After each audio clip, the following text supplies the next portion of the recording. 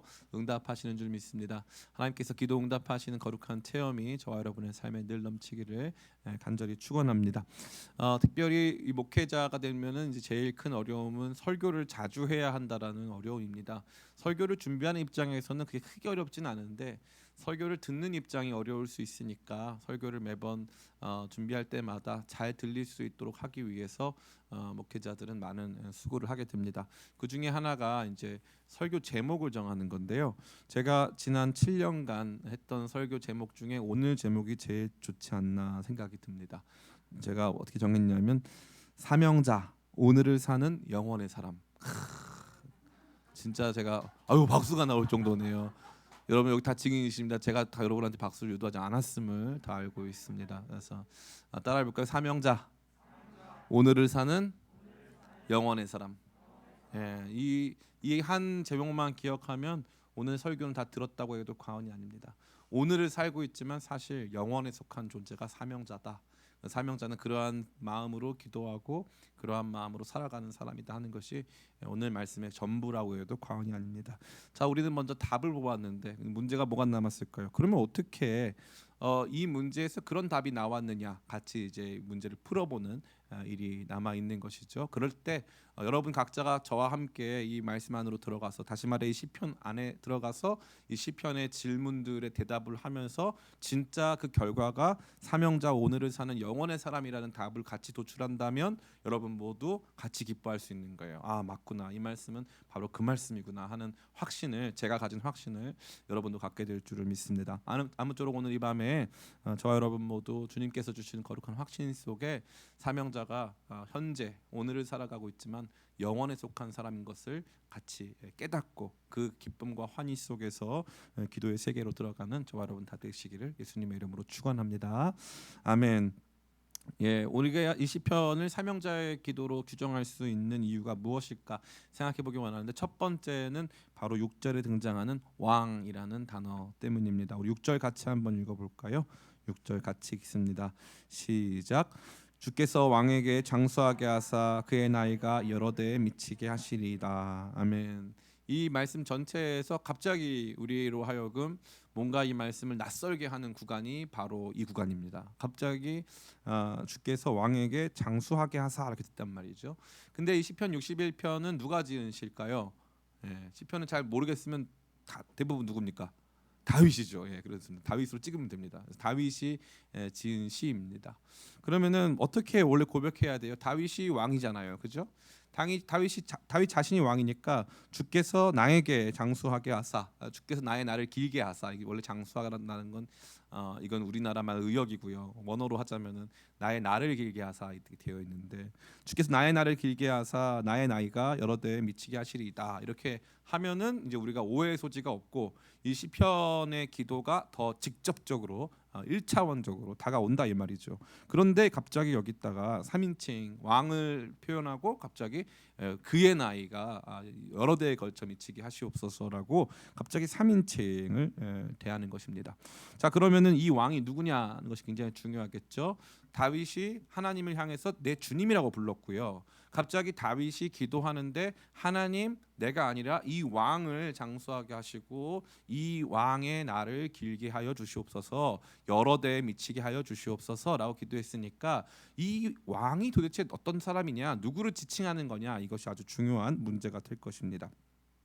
다른 왕을 의미하는 것일까? 아니면은 하나님을 비롯한 신적 존재를 의미하는 것일까? 아니면 다윗 자신을 의미하는 것일까? 여러분의 생각 어떠십니까? 제가 답을 드리겠습니다. 다들 별로 생각 없어 보이셔가지고 제가 답을 드리겠습니다. 바로 다윗 자기 자신을 의미하는 거예요. 자기 자신을. 그러니까 자기의 기도인데 이거는 그냥 개인 다윗, 생활인 다윗, 뭐 아빠 다윗, 남편 다윗의 기도가 아니라 왕으로서의 다윗이 하나님께 올려드리는 기도가 되는 것입니다. 저도 가끔 기도할 때 어떻게 하냐면은 주님, 제가 이렇게 부족합니다. 주님, 저를 불쌍히 여겨주세요. 기도할 때도 있지만 제가 혼자서 기도할 때도 주여 이 부족한 종을 불쌍히 여겨주시옵소서. 이 부족한 종에게 지혜를 더하여 주사 이렇게 되어 있어요. 그럼 저는 기도를 했는데 저에게 지혜를 더하여 달라고 하면 되는데 제가 갑자기 저 자신을 3인칭으로 일컫기 시작하죠. 그래서 이 부족한 종에게 주님, 이 목사가 참 목사답지가 못하오니 저를 불쌍히 여겨 주시옵소서. 제가 이렇게 기도한다니까요, 실제로. 그러니까 다윗 왕도 지금 어떻게 기도하는 거냐면은 기도를 하고 있는데 굉장히 중요한 이게 힌트죠. 그냥 기도를 주님 저를 불쌍히 여겨주시고 주님 저의 높은 망대가 되셨사오니 저를 숨겨주시고 주님 나에게 그런 한을 피하겠습니다. 우리가 일상적으로 듣고 있었던 시편의 내용이 아니라 우리로 하여금 다윗의 기도의 자리로 들어가게 하는데 다윗의 기도의 자리는 지금 생활인 남편, 아내, 뭐 자녀로서 기도하는 게 아닌 이스라엘을 대표하고 이스라엘을 이렇게 경영하고 그 백성들을 지도하는 지도자로서 주님 제 이 삶의 무게를 주님께 올려드리면서 기도합니다. 이 뜻이에요. 주님 저는 지금 왕으로 기도하고 있습니다. 그러면 그가 왕으로 기도하고 있다는 것이 주님 제가 높습니다. 제가 그만큼 권력자입니다. 제가 왕이니까 왕답게 대우해 달라는 뜻일까요? 아니면 이 왕의 직무가 사실 힘들고 사실 왕이기 때문에 필요한 더 특별한 것들이 있다라는 것을 구하는 것일까요? 전자입니까? 후자입니까? 후자죠.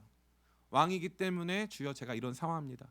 주의 왕에게 주께서 세우신 이 부족한 종, 주께서 세우신 이 왕에게 주께서 그의 날을 길게 하시고 그의 나이를 여러 대에 미치게 하시면서 영원 가운데 거하게 하여 주시옵소서. 그래서 내가 날마다 주님의 일을 행하겠습니다. 그것 가지고 기도하고 있는 거죠. 그러니까 개인적인 사리사욕이랄까 아니면 자기 자신이 높아지거나 자기 자신이 부해지거나 능해지는 권능을 갖게 되는 일로 기도하는 게 아니라 주님 나라의 일을 위해서 내게 맡겨진 사명을 위해서 기도하고 있는 것이라고 보면 정확하다고 할 수 있습니다. 또 한 가지 이 기도가 단순히 개인의 기도가 아닌 사명자의 기도라는 것을 알게 하는 두 번째 힌트는 바로 서원이라는 단어가 되겠습니다. 우리 같이 말씀을 읽어볼까요? 5절 말씀에 나와 있죠. 같이 읽겠습니다. 시작. 주 하나님이여 주께서 나의 서원을 들으시고 주의 이름을 경외하는 자가 얻을 기업을 내게 주셨나이다. 아멘. 나의 서원을 주님께서 들어주셨습니다 라고 말했죠. 들어주시고 또 그 서원을 귀히 여기사 나에게 또 이런 기업을 허락해 주셨습니다 라고 고백하고 있습니다.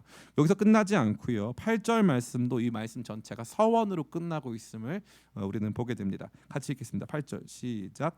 그리하시면 내가 주의 이름을 영원히 찬양하며 매일 나의 서원을 이행하리이다. 아멘. 그러니까 재밌죠. 여기 4절 보면 4절 끝에 셀라라고 되어 있어요. 셀라 앞에서 중간에서 끊는 거예요. 1절부터 4절까지가 하나의 단락이고 5절부터 8절까지가 하나의 단락이란 말이에요. 그런데 두 번째 단락의 처음과 끝이 모두 서원으로 시작해서 서원으로 끝났다 이 말이에요. 그럼 이 전체의 내용은 이 서원이라고 하는 중요한 개념 안에 담겨져 있는 거예요.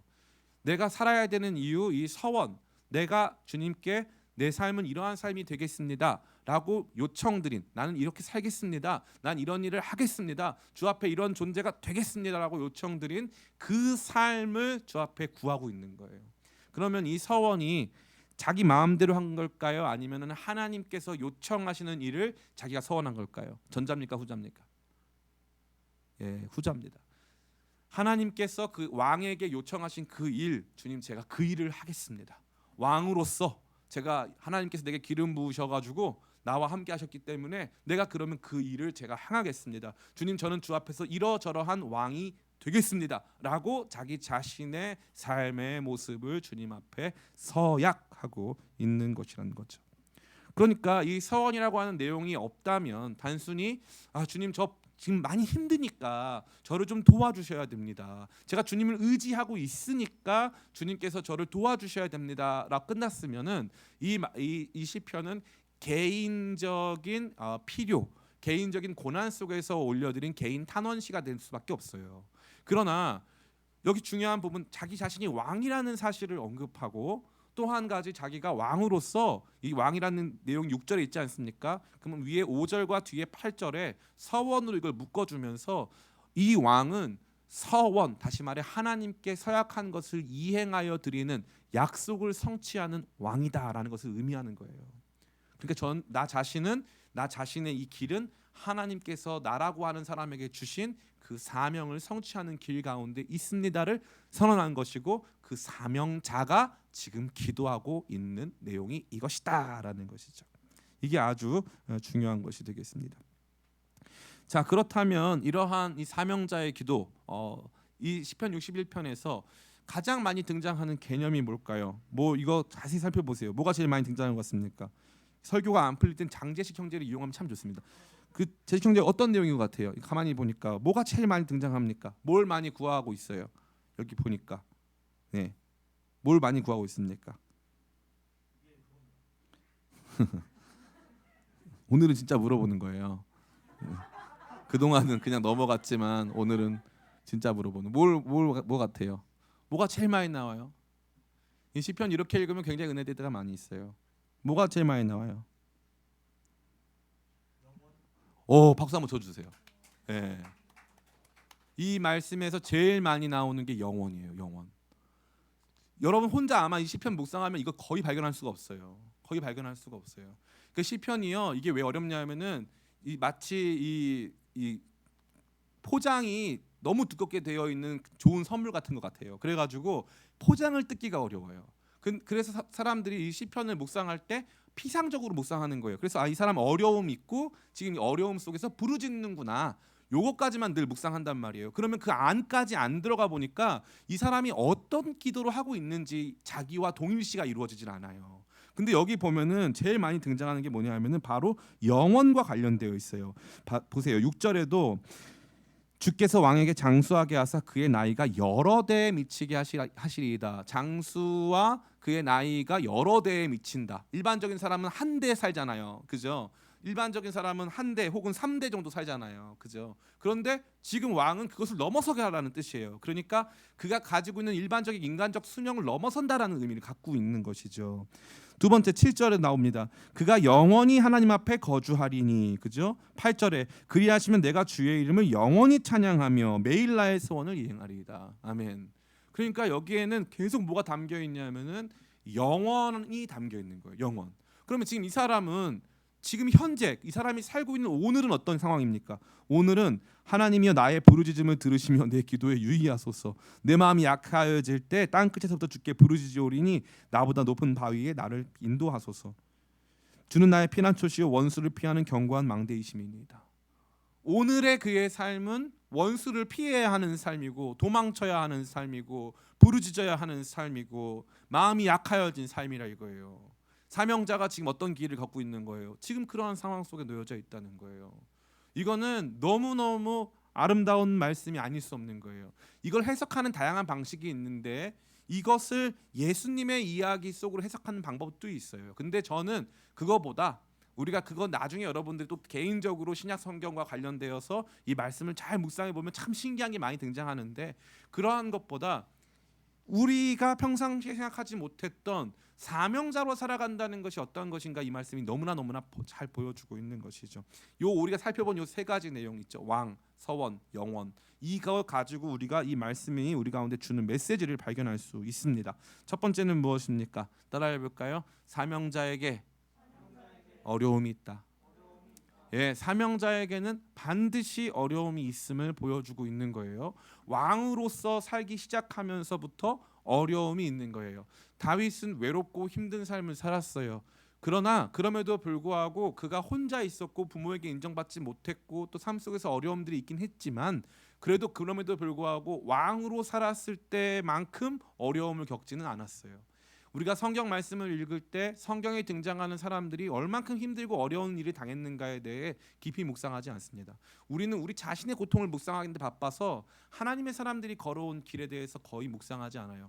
다윗을 생각해 보세요. 다윗이 왕이 돼서 행복했을까요? 아니면은 왕이 안 됐을 때 더 행복했을까요? 왕이 돼가지고 고생을 정말 많이 해요.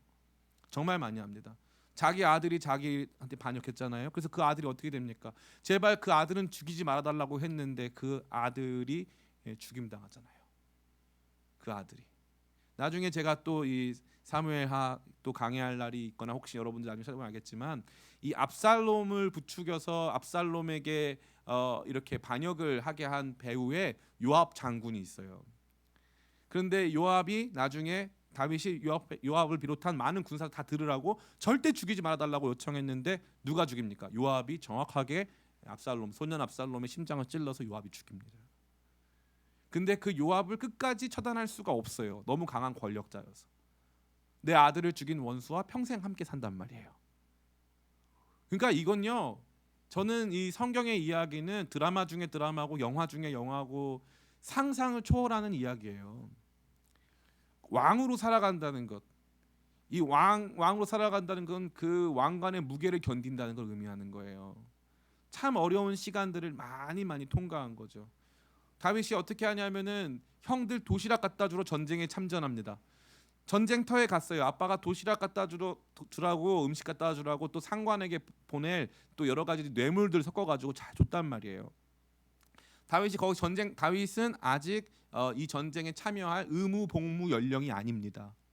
그런데 저 골리앗이 나와서 40일 동안 하나님을 모욕하네요. 그러니까 다윗이 어떻게 하냐면은 누가 이스라엘을 대표해서 이스라엘은 왜 아무도 그 사람과 대항하지 않느냐 해가지고 자기가 참전합니다.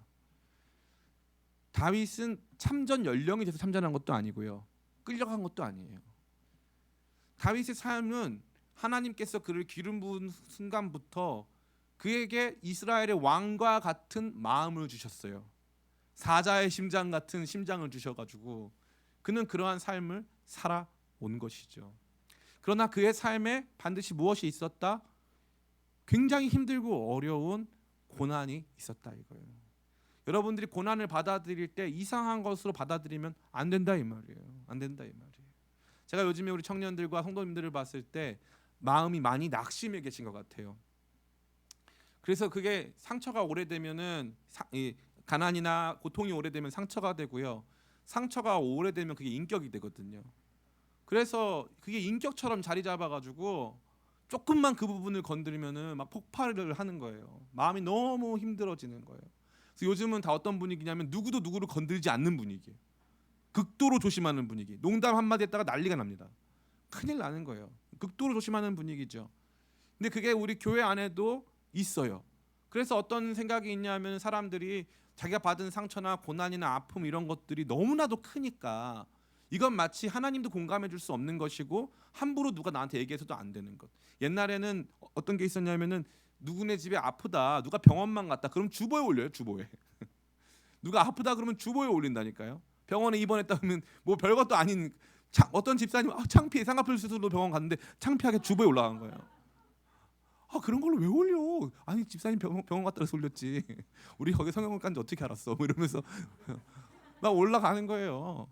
그런 사람들이 다 아는 거죠. 요즘은 어떻게 하는 거예요? 건드리면 안 되는 거. 내 삶이 제일 힘드니까 건들지 마. 이렇게 되는 거예요. 내가 얼마나 힘든지 당신이 어떻게 아냐고. 내 삶은 힘들어요. 그러니까 사람들이 어떤 거냐면은 고난이 일반적이지가 않은 거예요. 고난이 이거 아무것도 아니야가 안 되는 거예요. 다 너무 큰 일이 돼 버렸어요. 너무 큰 일이 돼 버렸어요. 조금만 문제가 생기면 너무 우울한 일이 돼 버렸고 너무 큰 일이 됐어요. 이어령 교수님의 이 마지막 수업이라고 하는 책을 제가 읽고 있는데 이어령 교수님 뭐라고 말하냐면은 옛날에는 정말 모두가 평등하게 가난했다 이거예요. 모두가 평등하게 가난해가지고 그게 가난이 큰 문제도 아니고 서로가 그런 고통과 어려움 속에 있는 것이 뭐 그냥 당연한 것처럼 여겨졌다 이거죠. 한마디로 고난의 일상화, 역경의 일상화, 시련의 일상화가 있었단 말이에요. 그런데 지금 우리 신자들에게는 마치 예수님 잘 믿었는데 왜 내 삶에는 고난이 많습니까? 예수님 잘 믿으면 원래 고난이 많아요. 그리고 그게 왕 같은 제사장으로 부름받은 저와 여러분의 삶에 원래부터 말씀해 주셨던 거예요. 원래부터. 근데 우리는 사소한 고난 속에서 너무 쉽게 넘어지는 거예요. 너무 쉽게 멘탈이 나가는 거죠. 저 요즘에 너무 진짜 거리를 걷다가 울고 운전하다가 울고 그래요. 최근에 어떤 애기 엄마가 자기 상황을 비관해 가지고 자기 아이 초등학생 아이를 죽이고 자기도 자살을 했어요. 저는 그게 너무너무 화가 나요. 예전에는 내가 너무 살고 싶지가 않은데 이 아이들 때문에라도 살아야 한 거예요. 근데 지금은 내가 살기 싫으면 얘도 죽는 거예요. 여러분 생각해 보세요. 대한민국은요, 2022년 대한민국은 전 세계 상위 10% 경제 대국이에요. 지금 뭐 스태그플레이션 일어나고 뭐 경기가 안 좋고 그래도요, 다들 잘 먹고 잘 살아요. 다들 원하는 날 고기 먹을 수 있어요. 다들 그래도 큰 질병 없이 그래도 비교적 건강하게 살고 있거든요. 그런데 그렇게 우울해가지고 자기 인생에 대해서 어마어마하게 비관하는 거예요. 근데 제가 가만히 생각해 보니까 이게, 여러분 운동선수가 운동하는데 막 달려가고 있는데, 축구선수 막 축구하고 있는데, 손흥민 선수 축구하고 있는데 옆 친구가 딱 밀어가지고 엎어졌어요. 그래서 손흥민 선수가 누워 있는 거예요. 사람들이 손흥민 괜찮냐고 이렇게 딱 이렇게 세웠는데 울고 있어. 너무 아파 이러면서 울고 있어. 나 이거 안 하고 싶어. 나 좀 지긋지긋해. 그러면요, 이거 그때부터 뭐야 이렇게 되는 거예요. 뭐야, 이거 어른이야? 축구 선수 맞아? 프로 선수 맞아? 이렇게 되는 거예요. 제가 보니까 요즘은 어른이 없어요. 그냥 누워 있는 것 같아 보여가지고 잘 있니 하고 하면 더 울고 있어. 뭐가 그렇게 우울하대요. 그렇게 힘들대요. 대한민국 지금 완전히 뒤집고 있는, 완전히 장악하고 있는 이 어둠의 권세가 우리 청년들을요, 어마어마한 우울과 불안으로 몰고 가고 있어요. 이거 사람이 이렇게 하는 게, 아니 이 정도로 잘 살고요, 이 정도로 요즘에 날씨가 얼마나 좋습니까? 이 정도로 날씨가 좋은데 삶에 요만한 문제만 생겨도 세상 무너진 거예요. 근데 이 말씀은 잘 보여주고 있는 거예요. 주님, 제가 왕인데요, 왕으로서 서원 이행하며 살 수 있도록 제 삶을 길게 하시고, 왕인 저이지만 주님께서 저보다 더 높으신 분이시기에, 주님 나의 높은 망대이시기에 나는 주님께 피하기를 원합니다. 이 안에 어떤 상황이 놓여져 있냐면요, 여기 이렇게 보면은 제 마음이 제일 아팠을 때가 뭐냐면 2절이에요.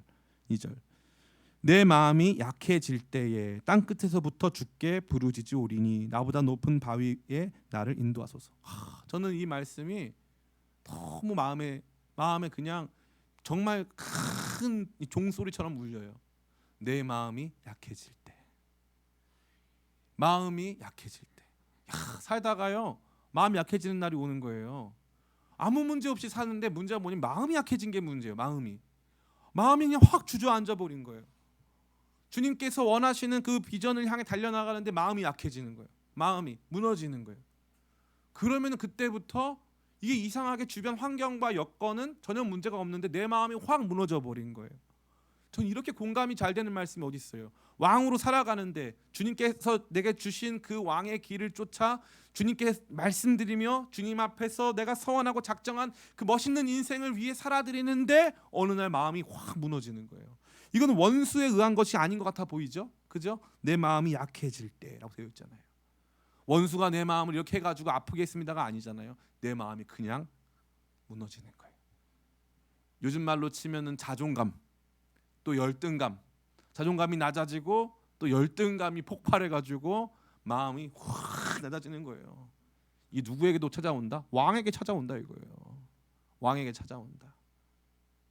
조선시대 역사를 보면요, 왕들 중에 이제 그런 왕들이 많아요. 연산군이라든가, 예? 그런 왕들이 많아요. 마음이 무너지고 좌절되고 삐딱해지고 그러면서 완전히 잘못된 삶을 사는 거죠. 이러한 삶이 우리 가운데 일상적으로 놓여진 삶이다. 그러니까 고통의 일상화. 고통은 늘 있는 거다. 고난은 늘 있지. 신자에게 고난은 늘 있는 거야. 늘 있는 거야. 예. 우리에게는 고통도 있고 넘어짐도 있지만 우리에게 없는 게 하나 있어요. 따라해 볼까요? 실패는 없다. 실패는 없어요. 왜냐하면 예수 그리스도 안에서 우리가 승리했기 때문이에요. 그거를 믿기 시작하시면 달라져요. 제가 감히 말씀드릴 수 있어요. 달라져요. 여러분의 삶은 승리자들이에요. 달라지기 시작합니다. 달라지기 시작해요. 내 삶이 승리한 삶이라고 고백하기 시작하고, 감사의 삶을 고백하기 시작하고, 내 삶이 주님께서 내게 주신 삶의 현장과 관계 안에서 내가 왕 같은 제사장으로 부름받았음을 선포하며 살기 시작할 때 놀랍게도 이 마음의 우울이 극복되어지고 마음이 근사해지기 시작하는 거예요. 근사해지기 시작하는 거예요. 전 여러분의 마음이 주님께서 그와 같은 모습을 이렇게 세워주시기 원하는데, 그 과정에서 여러분이 반드시 기억해야 될 것은 이러한 고난이 심적으로 또 상황적으로 또 육체적으로 또 다양한 여러 가지 측면에서 임할 수 있음을, 왕에게 사명자에게 고난이 있음을 반드시 기억하시기를 축복합니다. 두 번째입니다. 그렇다면 이 사명자의 유일한 도움은 누구입니까? 바로 하나님 한 분밖에 없어요. 하나님께서 사명자에게 주시는 고난은요, 오직 하나님만 해결하실 수 있는 고난이에요. 이게 중요한 거예요. 그래서 이 말씀을 잘 보세요. 이제 우리가 이 말씀을 역순으로 읽어 나가는 거예요. 이게 이제 알았어요. 우리는 이 말씀이 사명자로서 왕으로서 내게 맡겨주신 여러 가지 사역과 현장 속에서 기도하는 것임을 알게 됐어요. 그 다음에 이 말씀을 같이 읽어보니까 하나님만이 그의 도움이신 것을 너무나도 보여주고 있어요. 첫 번째 1절입니다. 하나님이 나의 부르짖음을 들으시며 내 기도에 유의하소서. 하나님, 나 부르짖습니다. 왜요? 하나님 한 분밖에 내 능력이 없기 때문에. 2절, 내 마음이 약해질 때 땅끝에서부터 주께 부르짖으오니 나보다 높은 바위에 나를 인도하소서. 나보다 높은 내가 있는 상황과 환경을 뛰어넘을 수 있는 그 바위에는 오직 하나님만 나를 인도할 수 있다, 이 말이에요. 3절, 주는 나의 피난처시요 원수를 피하는 견고한 망대이심이니이다. 내가 영원히 주의 장막에 머물며 내가 주의 날개 아래로 피하리이다. 하나님밖에는 도움이 없어요. 하나님밖에. 그렇기 때문에 이 왕인 다윗이 한 국가의 통치자로서, 이 왕으로 부름받은 사명자로서 하나님에게만 나가는 거예요. 이 목회자가 되면요, 어떤 일이 있냐면, 저같이 뭐 이렇게 우리 교회가 무슨 뭐 그렇다고 초대형 교회는 아니니까요. 제 마음속에는 우리 교회가 대한민국 최고의 교회입니다. 대한민국을 대표하는 교회고, 열방에서 한 교회를 꼽아라 그러면은 저희가 한 두 번째 정도 가지 않겠는가 생각이 들 정도인데, 저희랑 여의도 순복음교회랑 각축전을 벌이고 있는데, 근데 이 목회자로서 제가 만약에 여러분들에게 제 마음 안에 있는 여러 가지 근심과 고통 같은 것들을 쉽게 나눈다면 여러분들 어떻겠어요? 제가 제시기한테 제가 힘든 거 다 말했다. 그러면 제시기 행복해요? 부담스러워요? 네?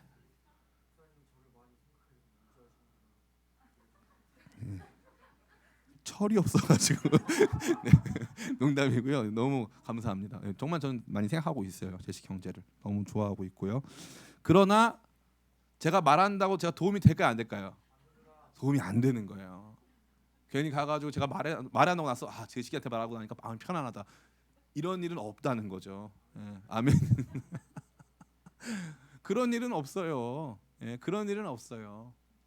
이럴 때는 있어요. 의견을 같이 좀 나눠서 이게 하나님 뜻인가 같이 분별해 나가는 성도님들과 같이 이제 의견을 좀 이렇게 조율하고 또 같이 생각하고, 이런 시간들은 필요합니다. 그러나 목회 현장에 있어서는 제일 이게 하나님 기뻐하시는 뜻일까 아닐까를 고민할 때 가족도 거기에 도움을 못 줄 때가 너무 많아요. 그래서 그 중요한 결정 앞에서는 가족들도 뭐라고 하냐면 기도해봐. 기도해봐밖에 안 나오는 거예요. 근데 이게 목사만 그런 게 아니에요. 그냥 각 개인들은 남편 의지하고 자녀 의지하고 살 수 있어요. 그런데 진짜 여러분들이, 우리 모두가 사명자거든요. 따라해볼까요? 우리 모두가 사명자. 사명자. 사명제 아니고 사명자. 우리 모두가 사명자거든요. 그래서 우리 모두가 사명자이기 때문에 주님의 일을 감당하는 데 있어서 엄마 아빠랑 상의해도 안 풀릴 때가 있어요. 엄마, 내가 교회에서 사실 리더를 하고 있는데 사실 너무 힘들어. 이거 내려놓고 싶어. 그럼 엄마가 뭐라고 그래요? 엄마가 이제 다양한 엄마들의 종류가 있죠. 그래서 내가 그럴 줄 알았다 너. 그래서 너나 집에서 잘하지 무슨 네가 리더냐 뭐 이러면서 뭐 이렇게 뭐 그렇게 하는 엄마들도 있지만, 경건한 엄마들은 다 어떻게 하십니까? 그래 기도해봐, 그죠? 그래 기도해봐. 엄마가 답을 안 줘요. 그래 기도해봐. 엄마가 답을 못 주는 거예요. 왜냐하면 그거 하라 마라, 엄마도 사명자거든요. 그런 가정은 엄마들도 사명자이기 때문에 엄마들도 자녀들에게 야 이렇게 해 저렇게 해라고 하기가 부담스러운 거예요. 왜냐하면 내 자녀지만 얘도 사명자거든요. 하나님이 다 맡겨놓은 삶에 그들에게 하나님 요청하셔서 그들 각자가 주님께 서원 드린 게 있단 말이에요. 주님, 저는 그러면 이런 삶을 살고 싶습니다. 그런 서원들이 날마다 바뀌기도 하고 또 뭐 이행을 못할 때도 있고 뭐 이 다양하겠지만 어찌 됐건 그러한 삶을 향해 나가고 있잖아요. 그럼 부모도 말을 못 해줘요. 형제 자매는 어떻습니까? 언니 나 이렇게 할까 그러면은 싸우기는 하지 뭐 달라진 게 있어요? 아무것도 없어요. 네. 그래서 우리는 하나님께 나아가야 하는 거예요. 기쁨의 교회가 이제 7년 지났죠. 내년 2023년부터 우리 교회가 어떻게 하려고 하냐면 기쁨의 교회에 기도의 해를 선포할 거예요. 기도의 해. 그래서 우리가 24시간 여기서 같이 기도하자. 그래서 그 기도의 운동을 만들 거예요. 여러분 저를 잘 아시지만 제가 절대 여러분에게 의무로 강요하지 않습니다. 이번에 할까 하던데 농담이고요. 절대 의무로 강요하는 거 아니에요. 대신에 우리가 교회는 만민이 기도하는 집이라고 했거든요. 교회의 교회됨은 그 교회가 기도하고 있는가가 굉장히 중요해요. 그렇기 때문에 이 교회가 계속적으로 그 기도의 불길이 타오르고 있느냐가 너무나도 중요하단 말이죠. 그래서 저는 그렇게 나아가고 싶어요. 근데 그 과정에서 제가 이거 누구랑 상의하면 누가 목사님 하면 안 됩니다. 지금 목회 트렌드가 그런 게 아니에요. 목사님 지금 뭐 다른 거에 좀 집중하실 때입니다. 이럴 수도 있단 말이죠. 근데 그걸 제가 여러분하고 상의할 수가 없어요. 나는 오직 누구랑 이 말씀을 이 내용을 상의할 수 있습니까? 오직 주님만 할 수 있어요. 그럴 때 부작용이 없는 거예요. 그럴 때 부작용이 없는 거예요. 사랑하는 성도 여러분, 오직 주님만이 우리의 도움이십니다. 여러분이 사명자로 살아갈 때 복잡하고 막 꼬여 있고 막 해결 안 될 때 있죠. 주님께 나가요. 주님밖에 없다고. 주님밖에 없어요. 왜냐하면 내 인생은 그냥 살아가는 밥 먹으면 살아가는 동물이나 경제 활동으로 그냥 살아가는 생활인이나 아니면은 뭐 그냥 직장인이나 이런 게 아니라 사명자기 때문이에요. 사는데 이유가 있다 이 말이에요. 하나님이 저와 여러분에게 그래도 건강한 삶을 주셨고 그래도 직장 주시고 그래도 이 우리가 뭔가 할 수 있는 그 역할과 자리를 주셨다는 것은 우리 모두가 사명자이기 때문인 것이고 사명자에게 허락된 유일한 도움은 오직 하나님밖에 없다. 그래서 하나님께 기도의 자리로 나아가고 하나님께 부르짖는 저와 여러분 다 되시기를 간절히 축복합니다. 마지막 세 번째예요. 첫 번째 사명자에게 어려움 온다. 두 번째 사명자의 유일한 도움은 오직 하나님밖에 없다. 세 번째 사명자의 시선은 영원을 향한다라는 거예요. 영원을 향한다. 오늘 고통당하고 있지만 고통당하고 있는 현재에 머물러 있지 않다 이 말이에요. 이 너무나도 아름다운 말씀이죠. 여기 보니까 앞에서는 그렇게 이 고통에 대해서 토로한 것 같았어요. 그죠? 2절에 내 마음이 약해질 때 땅끝에서부터 주께 부르짖으오리니 나보다 높은 바위에 나를 인도하소서. 주는 나의 피난처시요 원수를 피하는 견고한 망대이심이니이다. 자신의 상황과 자기의 필요를 간구하는 것 같았어요. 근데 뒤에 보니까 내용이 확 달라져요. 근데 이 내용이 어떻게 되어 있습니까? 주께서 왕에게 장수하게 하사 그의 나이가 여러 대에 미치게 하시리이다. 그가 영원히 하나님 앞에 거주하리니 인자와 진리를 예비하사 그를 보호하소서. 그리하시면 내가 주의 이름을 영원히 찬양하며 매일 나의 서원을 이행하리이다. 영원히. 근데 이 영원히 뭐와 연결되어 있어요? 여기 보니까 영원히 찬양하며 매일 나의 서원을 이행하리이다. 긴 시간으로서의 영원이 매일로 채워져 있는데 이 매일은 서원을 이행하는 매일이에요. 주 앞에 올려드린 나의 삶의 거룩한 약속들이 성취되어지고 진행되어지는 매일. 이것이 어디까지 향한다? 영원까지 향한다. 영원. 오늘이 내 인생의 끝이 아니다 이거예요. 삶의 지혜는 메멘토 모리, 죽음을 기억하라 에서부터 비롯되는 거예요. 언젠가 끝난다. 젊음의 아름다움도 끝난다. 젊음의 욕망도 끝난다. 그때 지혜로워지는 거예요. 여러분 인생도 마찬가지예요. 모든 것이 인생에 계절이 있어요. 다 계절이 있기 때문에 할 수 있을 때가 있고 하지 못할 때가 와요. 그걸 먼저 아는 게 중요한 거예요. 그런데 거기 그 자리 속에서 그러면 뭐가 있냐면 영원한 게 없단 말이에요. 영원한 게. 그죠? 오늘 내가 나를 힘들게 하는 저 사람들 영원할까요? 영원하지가 않아요. 제가 어저께 이제 7년 전 우리 교회에 조이풀 데이라는 동영상이 하나 있었어요. 저희 교회 2015년 7월 26일로 기억나는데 그때 조이풀 데이 영상을 이제 올렸단 말이에요. 그 영상에 등장했던 사람들이 4, 50명 되는데 그 주일날 하루를 다룬 거거든요. 아주 즐겁게 보낸 주일날 하루였어요. 마치 진짜 영화처럼 너무 잘 다루었는데 그 주일날 하루의 영상에 등장하는 사람 중에 지금 기쁨의 교회 다니고 있는 사람이 딱 한 명이에요. 화석과도 같은 분, 안병일 집사님. 네. 진짜 기쁨의 교회 암모나이트 수준이죠. 사진을 파면 나와. 뭐 영상 안에 안 나오는 영상이 없어요. 암모나이트야. 그래서 막 파면 나와요. 예. 그래서 우리 안병희 집사님만 영원하다. 그분 영원 무궁이 아주 그냥. 예. 근데 너무 놀란 건 뭐냐면은 그때는 막 얘가 얘를 힘들게 하고 제가 누구를 힘들게 하고 뭐 얘는 찬양대를 열심히 안 하고 얘는 찬양팀인데 노래를 못 하고 막 몇 백만 가지 이야기가 돌아가죠. 시간이 지나니까 확 달라졌어요. 저만 그런 게 아닐걸요. 저희 교회만 그런 게 아닐걸요. 여러분 인생도 마찬가지일 거예요. 여러분 인생도. 오늘 지금 여러분이 고민하는 거 영원히 고민할까요? 아니에요. 여긴 뭐가 있어요? 여기는 영원과 매일이 있는데 영원은 찬양의 영원이에요. 그죠? 찬양의 영원. 주님과 거함의 영원. 그죠? 그런데 그 영원 안에 뭐가 채워져 있어요? 어떤 매일이 채워져 있어요? 그 서원을 이행하는 매일이 채워져 있어요. 그러면 이게 영원한 거예요. 그러니까 사명자는요, 자기가 지금 이 상황, 이 임시적이고 이 지금 당장 나와 있는 이 찰나적 상황, 찰나적 고통 속에서 영원을 기억하는 거예요. 아 그래, 이 순간 넘어가서 주님 제가 영원히 주님 찬양할 거고요, 영원히 주의 장막 가운데 거할 거예요. 그 영원에 대한 감각이 생기기 시작하면 마치 비행기 탄 것처럼 처음에 막 여기 아글타글 하다가 날씨의 영향을 받다가 구름 위로 올라가면 비가 안 와요. 비가 안 온다고요. 나의 오늘은 비가 오는 오늘인데 영원이라고 하는 비행기를 타고 올라가니까 비가 안 와. 비가 나의 존재를 어떻게 만들 수가 없어요. 그런데 자꾸 현실에 매몰되어지고 오늘과 찰나에 매몰되기 시작하면서부터 우리가 자꾸 사명자라고 하는 인식보다는 이 상황과 환경에 매여 있는 존재라는 생각이 너무나도 큰 것이죠. 그게 우리 모두로 하여금 영원의 존재, 또 사명자로서의 삶이 아닌 오늘 이 시간 그 환경 속에 고통하면서 아무것도 할 수 없는 나약한 인간으로 만들어가고 있다는 사실입니다. 사명자의 시선은요, 영원을 향해요. 그래서 이거예요. 사도 바울 잘 보세요, 여러분. 사도 바울 꼭 기억하실 필요가 있어요.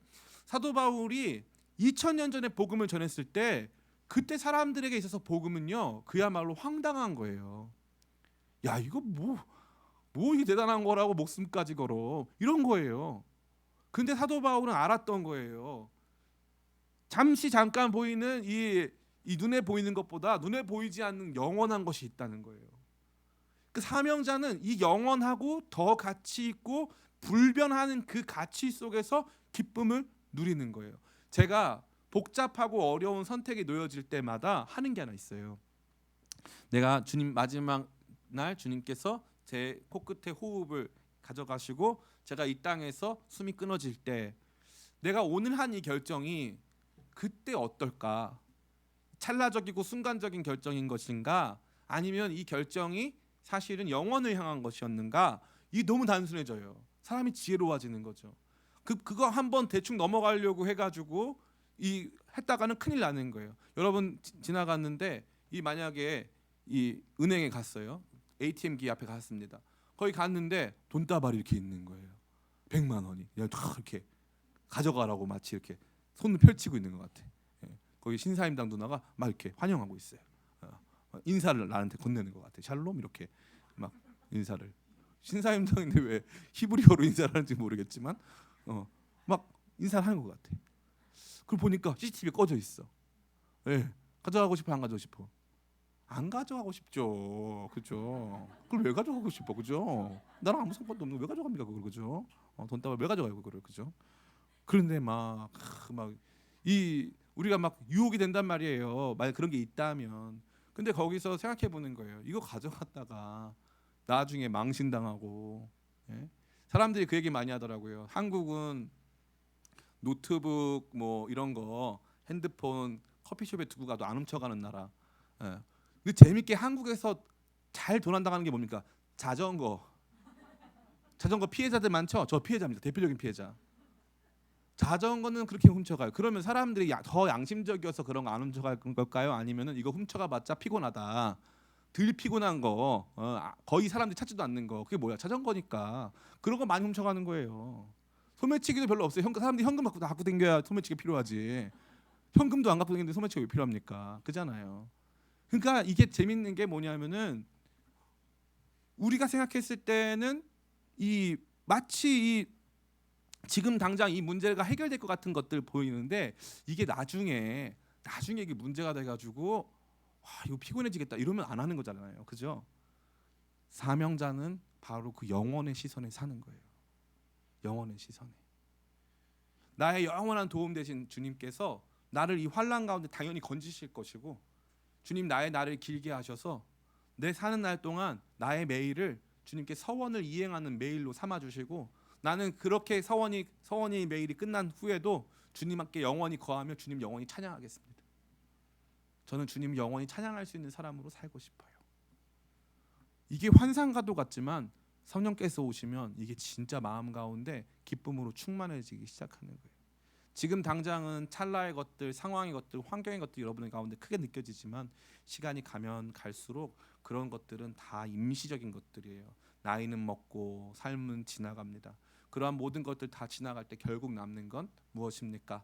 결국 남는 건 영원한 나의 도움 되시는 주님께 의지하여 지나왔던 시간들, 그리고 앞으로 주님과 함께 살게 될 영원의 시간들.